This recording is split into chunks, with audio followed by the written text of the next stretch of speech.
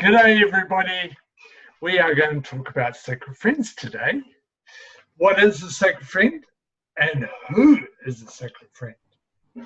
So this is True Voice today, and I'm sitting right next to the lovely Susan, Coach Susan next to me, and we are both life mastery consultants. And it's quite funny because I noticed on the screen, I don't know if you guys can see that, but there's two gold plaques about head height. That is our qualifications through the Life Mastery Institute. And so everything we talk about comes from great research and research that is really relevant in life mastery. And so Sacred Friends comes from the study that we've done. And that is, like I said, based on worldwide research. And Sacred Friends comes from the Dalai Lama. Now, the Dalai Lama is someone who we study, and because he's one of the most conscious people alive at the moment on this world.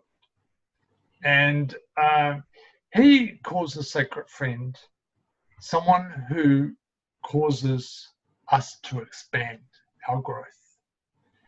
And he calls China his sacred friend because of past history of what China and Tibet, or what China has done to Tibet. And, there's, if you do your own research, you can look that up without us saying it online. But he calls them a sacred friend because it's caused him to expand his love.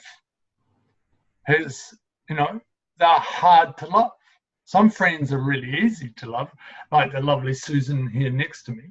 I should put right next to me, right here.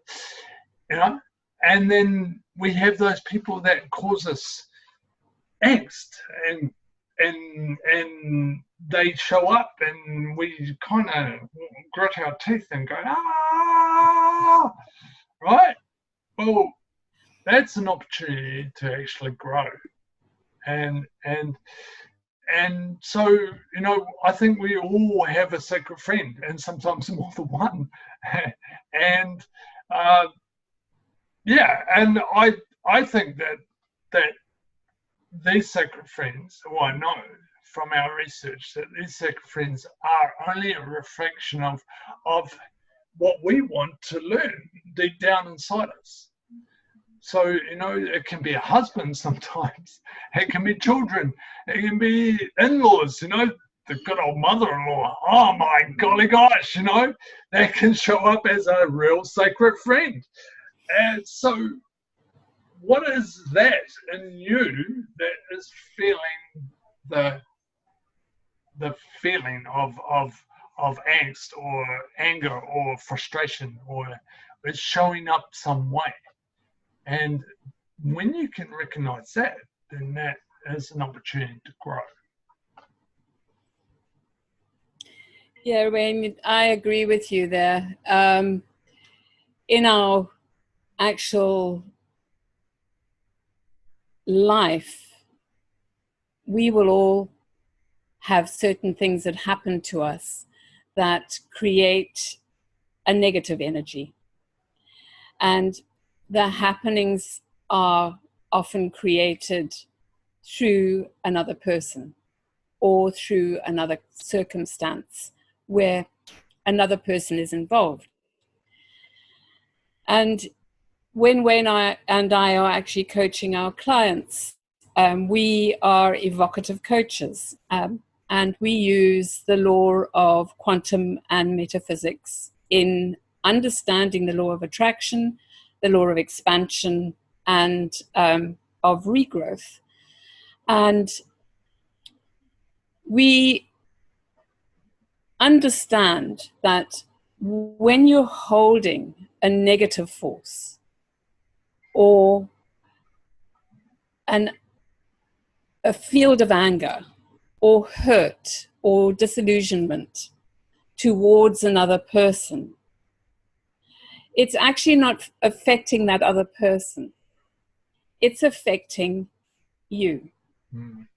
And in saying that, it's affecting you by tethering you to that circumstance or to that person.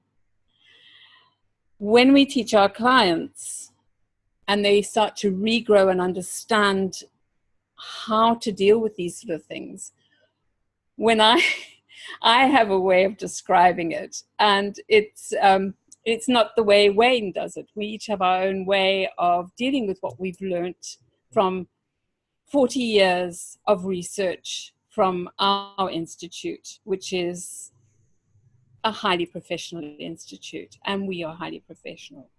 So when I deal with my clients, and sometimes I'm dealing with children as well, or young adults, I say to them, when you allow your anger, your hurt, your shame, your disbelief in yourself to tie you to a person, so I say it's like putting a dog collar around your neck, I can just see it, and a leash.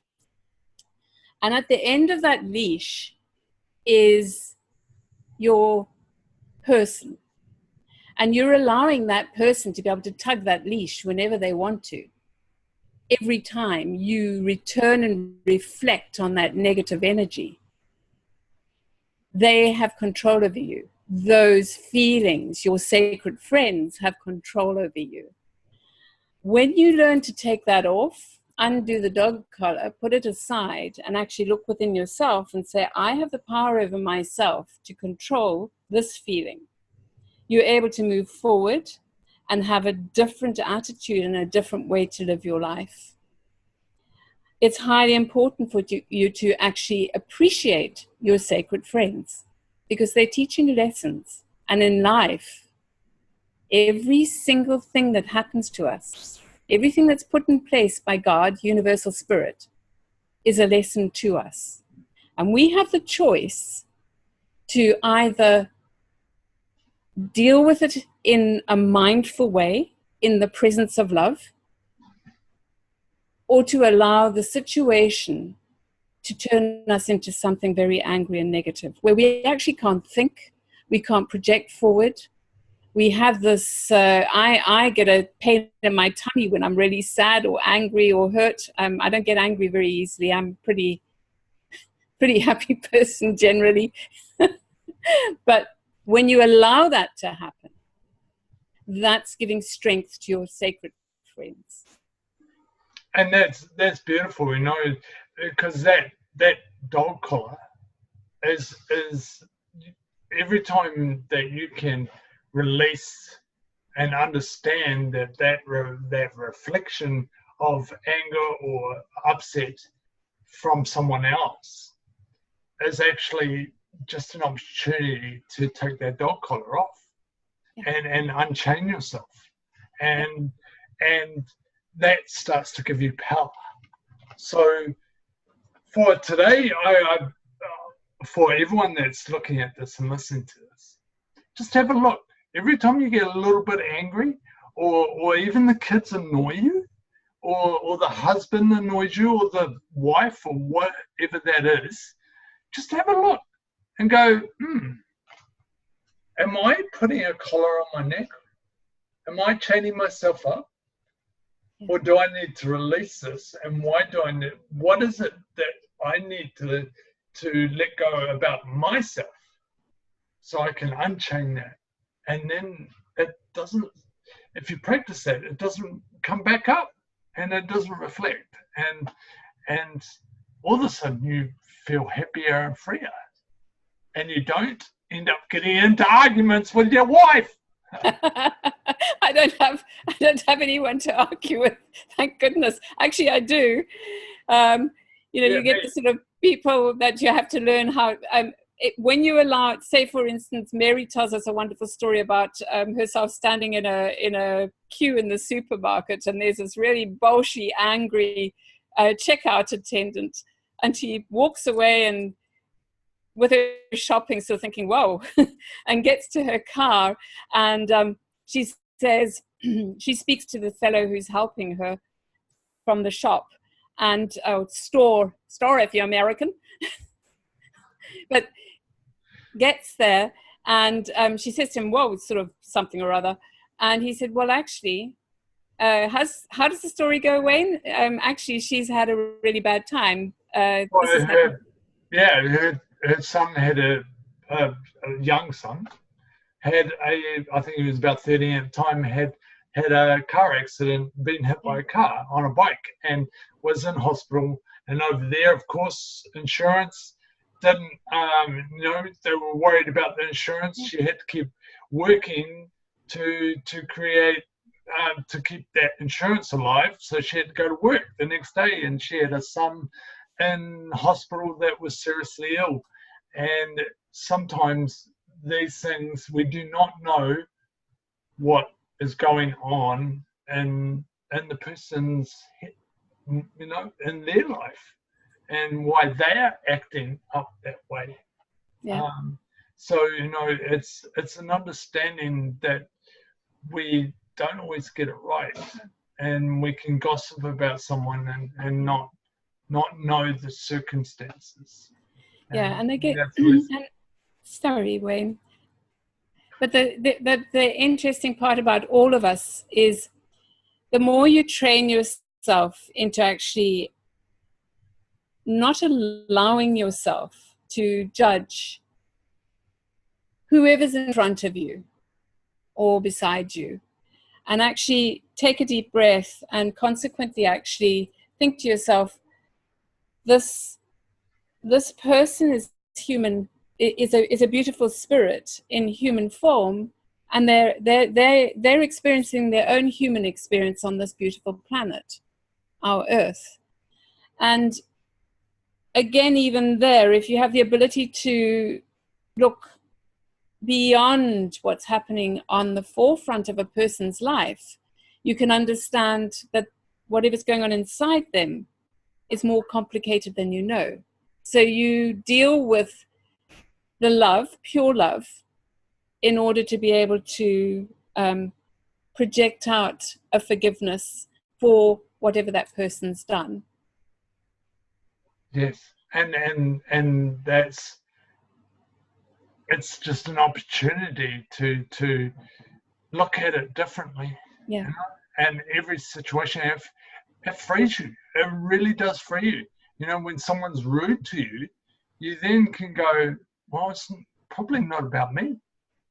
It's probably something going on in that person's life that's we know there's something going on in their life that's creating their angst and anger and frustration. So yeah, I think we've touched a lot there, and for today, I think that's probably enough. And if you would love to know more about the subject of sacred friends and how that shows up in us, give us a right down the bottom of this thing, and say, give us more, please, guys, give us more, or whatever that is. So this is True Voice today, and it's it is Thursday afternoon here. It's still Thursday morning here in Brisbane, Wayne. Yes. So and it's yesterday somewhere else. Yeah, so it's Thursday. So this is True Voice today, and have a great day. Bye everyone. Love you lots.